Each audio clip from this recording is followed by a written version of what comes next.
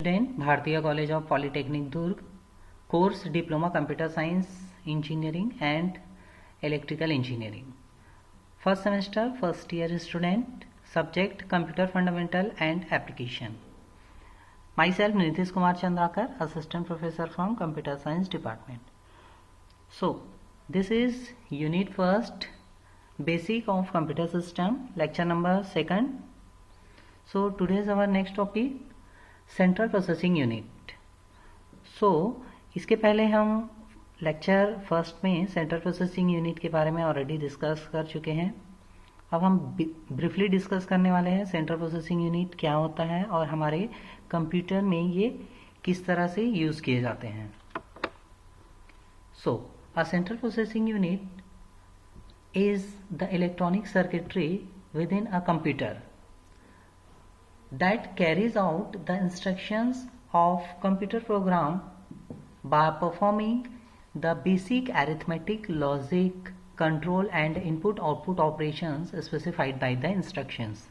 It means जो central processing unit होता है वो कंप्यूटर का ब्रेन होता है. ब्रेन का काम क्या रहता है? जितने भी इंस्ट्रक्शंस आते हैं कंप्यूटर पे, जितने भी इंस्ट्रक्शंस आएंगे, सपोज इनपुट डिवाइस जो कीबोर्ड माउस होता है उससे जो भी इंस्ट्रक्शंस आ रहे हैं, कीबोर्ड से कोई भी वर्ड प्रेस कर रहे हैं, माउस से कोई भी लेफ्ट क्लिक राइट क्लिक या स्क्रॉल कर रहे हैं, तो वो सारे इनपुट हैं, इंस्ट्रक्शंस है एक तरह से. तो वो इंस्ट्रक्शंस जो है वो कहाँ पे जाएंगे? कैरी आउट होंगे सीपीयू के द्वारा. और सीपीयू के द्वारा कैरी आउट होने के बाद वहाँ से वो क्या होता है? प्रोसेस होता है. प्रोसेस होने के बाद जो इंस्ट्रक्शंस है उसके अकॉर्डिंग हमको आउटपुट या रिजल्ट मिलता है. So this is a central processing unit. The term has been used in the computer industry at least since the early 1960. ये जो टर्म है सेंट्रल प्रोसेसिंग यूनिट, उसका यूज जो है कंप्यूटर इंडस्ट्री में 1960s के अर्ली यूज होने लगे. Traditionally the term CPU refers a processor. जो CPU होता है वो जनरली प्रोसेसर होता है, सेंट्रल प्रोसेसिंग, जहाँ पे सारे प्रोसेस फॉलो होते हैं. More specifically to its processing unit and control unit.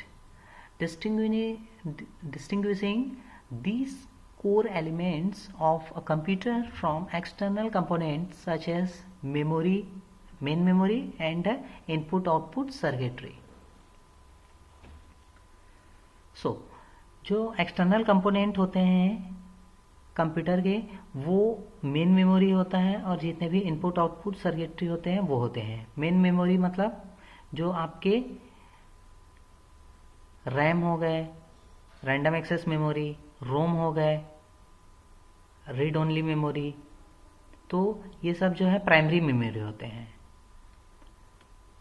And input output जितने भी आपके इनपुट आउटपुट सर्किटरी हो गए, इनपुट आउटपुट इंस्ट्रक्शंस जो लेते हैं, आपके इनपुट क्या लेंगे? कीबोर्ड से इनपुट होते हैं, माउस से इनपुट देते हैं, स्कैनर हो गए उससे इनपुट देते हैं, वो तो सारे इनपुट लेते हैं वो instructions. So central processing unit consist of the following features. अब हम फीचर्स देखेंगे सेंट्रल प्रोसेसिंग यूनिट के क्या क्या फीचर्स होते हैं. First, CPU is considered as the brain of computer. जैसे ह्यूमन होता है, ह्यूमन का ब्रेन होता है, पूरा कंट्रोल, ह्यूमन बॉडी का पूरा कंट्रोल जो है उनके ब्रेन में होता है. सेम उसी प्रकार जो है CPU जो होता है वो कंप्यूटर का ब्रेन होता है. पूरा इंस्ट्रक्शंस जो भी हम कीबोर्ड से इनपुट देंगे, लेफ्ट क्लिक राइट क्लिक करेंगे, माउस से स्क्रॉल करेंगे, वो पूरा परफॉर्म जो है वो CPU में ही होना है. CPU से होकर ही वो जाते हैं, प्रोसेस होते हैं. So this second, CPU performs all types of data processing operations. CPU जो है डेटा प्रोसेसिंग ऑपरेशन, जितने भी टाइप के डेटा प्रोसेसिंग ऑपरेशंस होते हैं वो सारे परफॉर्म कर गए हैं. चाहे आप किसी भी फाइल को या डेटा को ऐड कर रहे हो, डिलीट कर रहे हो, ऐड कर रहे हो, स्टोर करा रहे हो या कोई एक्शन परफॉर्म करा रहे हो, तो जितने भी टाइप के प्रोसेसिंग होंगे, डेटा प्रोसेसिंग ऑपरेशंस, वो सभी CPU से ही परफॉर्म होगा. Next, it stores data, intermediate, result and instructions. ये जो है वो डेटा को स्टोर करता है, रिजल्ट्स इंटरमीडिएट करता है और इंस्ट्रक्शंस, ये सभी को क्या करते हैं, स्टोर करते हैं। Instruction means programme.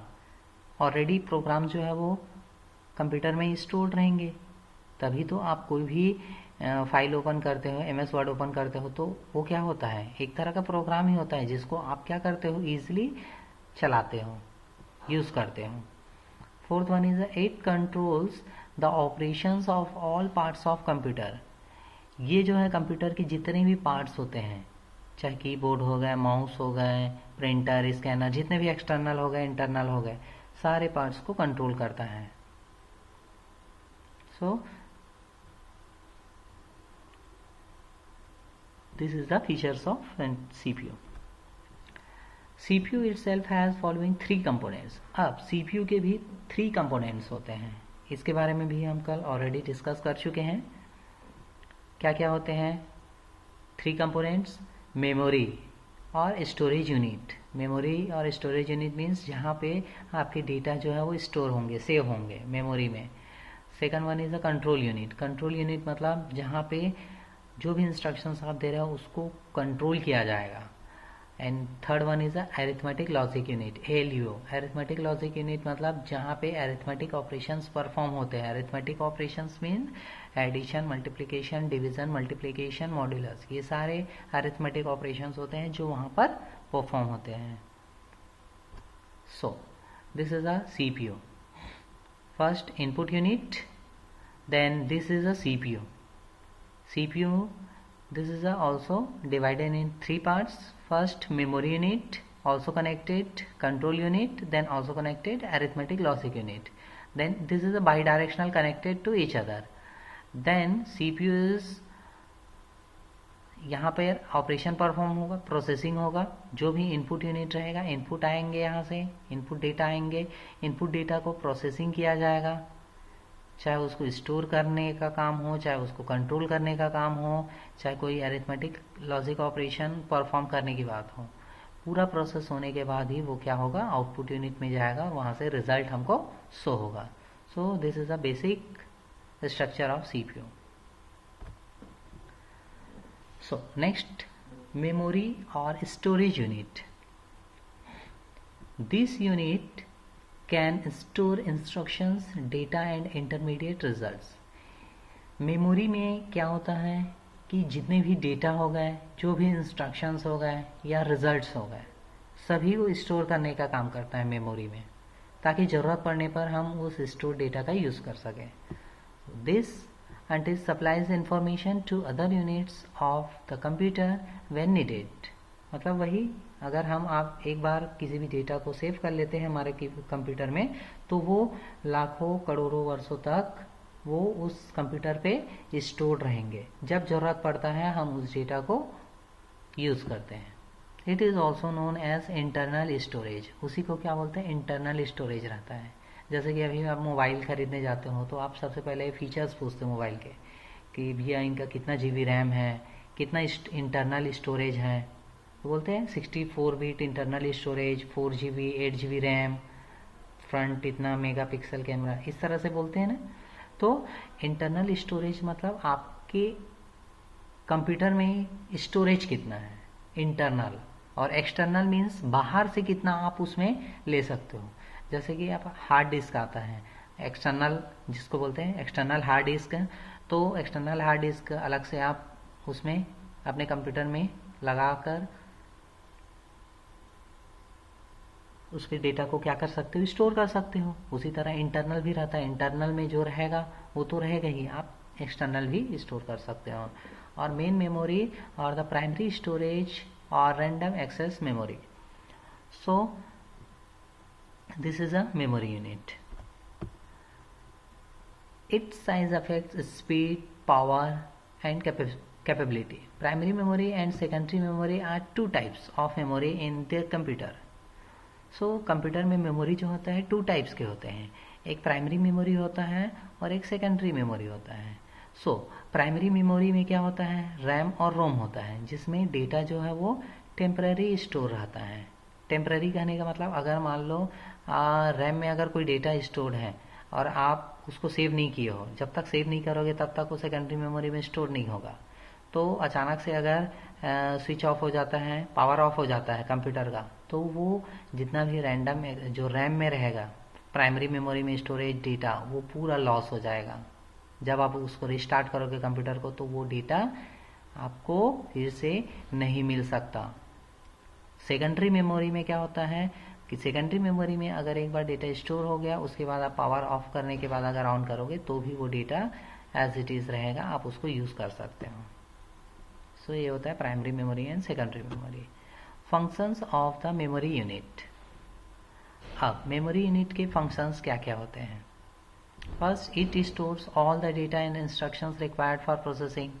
जितने भी आपके डेटा है और इंस्ट्रक्शंस है जो प्रोसेसिंग होने के लिए है, उसको आप स्टोर कर सकते हो। बाद में जब आप उसको प्रोसेस करना चाहो, यूज करना चाहो तो कर सकते हो।